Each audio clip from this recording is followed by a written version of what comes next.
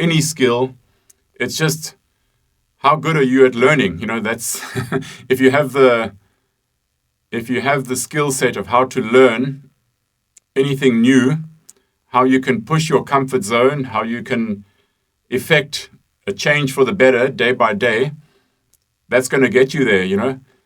Every single thing you can do it better, and from the most basic maneuver, just how do you cross the boat, how do you hike, how do you hold on, all these things can be done better. So that if you have that idea in your head, you're constantly trying to practice to become better. That's the biggest skill that you can have in any endeavor, let's say. What is your impression of the SSL 47 boat? Yeah, I think it's for this purpose, it's a great boat. It combines a lot of physicality. It's pretty hard work. You have to hike. It's quite fast. And I think in line with the SSL ethos, it really demands a lot of teamwork. It's quite a complex boat to sail. If, like most countries, you're bringing together dinghy sailors and maybe some keelboat sailors, it's pretty demanding, but it's really looks good and rewards really good sailing. So it's a great boat to develop teamwork and look exciting as well. What qualities and strength should a team possess to win a regatta in the SSL 47 boat? I think most countries, or the countries that we are coaching over here and the country that I represent, you're really bringing together people that wouldn't normally sail together.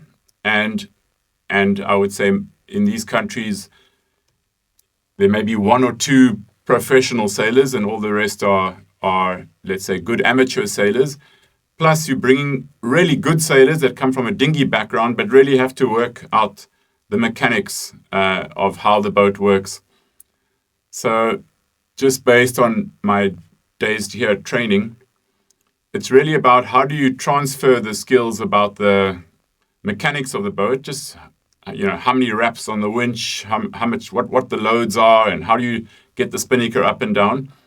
That you'll see how the team dynamic develops and how people are given space to kind of trial and error a little bit, like they don't get jumped on if they make a mistake. They're given a bit of room to kind of experiment a bit and learn for themselves, and how much they take on the responsibility to learn, how much they are given the responsibility to actually improve and do their job very well.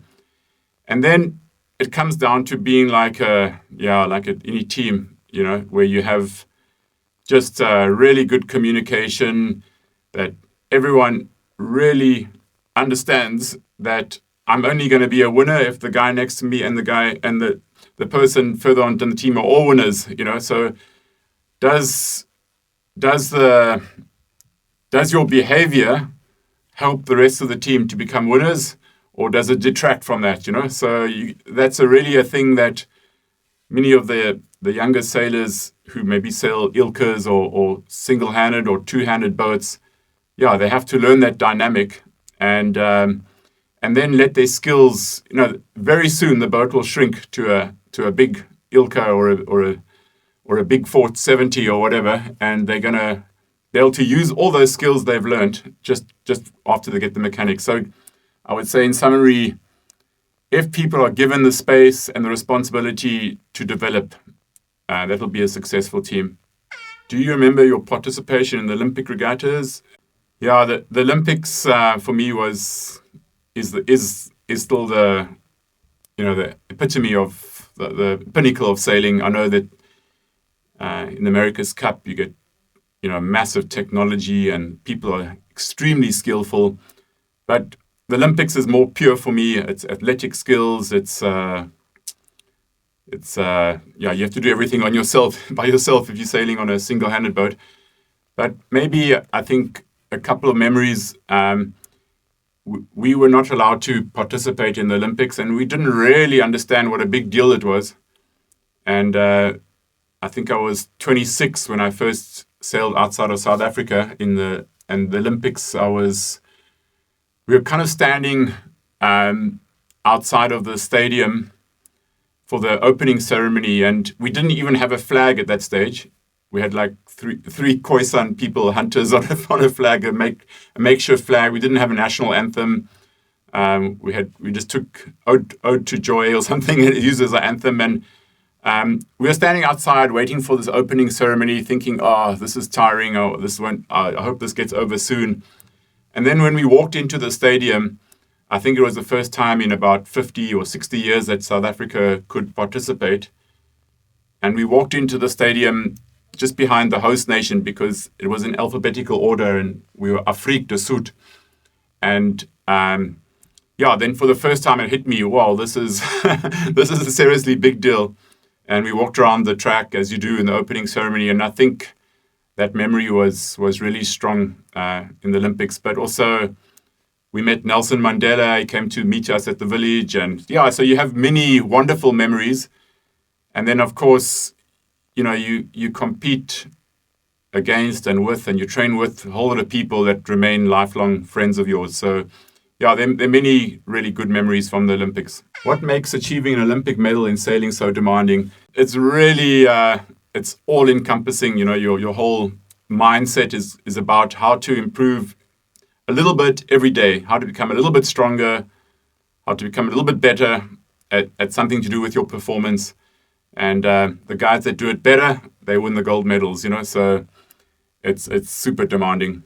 Do you remember your first victory? Yeah, I started sailing a bit older. I didn't do Optimist or anything like that. I started sailing on a little keelboat and so on. I think the first, if I remember now, the first memorable victory was actually, I sailed single-handed boats, a fin and so on, but the first victory I can think about that was quite thrilling was there used to be a world sailing match racing competition called the Nations Cup. And we went as South Africans and we were quite hopeless at first. And we just barely progressed each round. It was in San Francisco. And it was just after our democratic election. And one of the very generous members of San Francisco told us to come and stay at their house. And they noticed that we didn't have any team clothing. So they took our first election ballot with every person's face on and put it on a T-shirt and said the first democratic South African. And we actually end up improving enough that amazingly we won the regatta. And that I think that fits in with this ethos of the SSL in that you really get a big thrill when you feel like you're representing something a bit bigger than yourself. So in that case, we felt like we were representing a democratic South Africa. So I think most of the sailors I hear as well, they do feel like a little responsibility and a little bit of pride to represent your country, however your country is and whatever, but you feel like it's not just for you, you feel a bit more responsibility. And that, I think, this is the SSL ethos as well, that when you can represent something else, you feel very proud. What is your motto? I would say they are freedom and fairness, and try to leave your jersey in a better place. So let's say freedom for myself and freedom for people, freedom from oppression, freedom from war, freedom from poverty. What qualities are most important in a sailor? For a dinghy sailor coming into a keelboat, you really have to learn how to communicate very well. But sailing is, whatever kind of sailing you do, it's this kind of physical aspect, and then there's the mental aspect.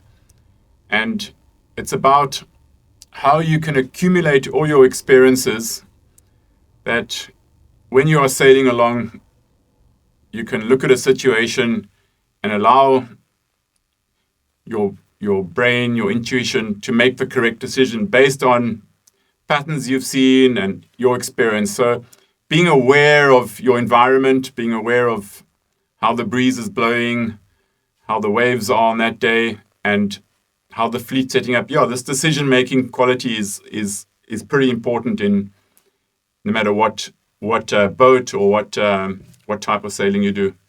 Who is your personal sailing hero?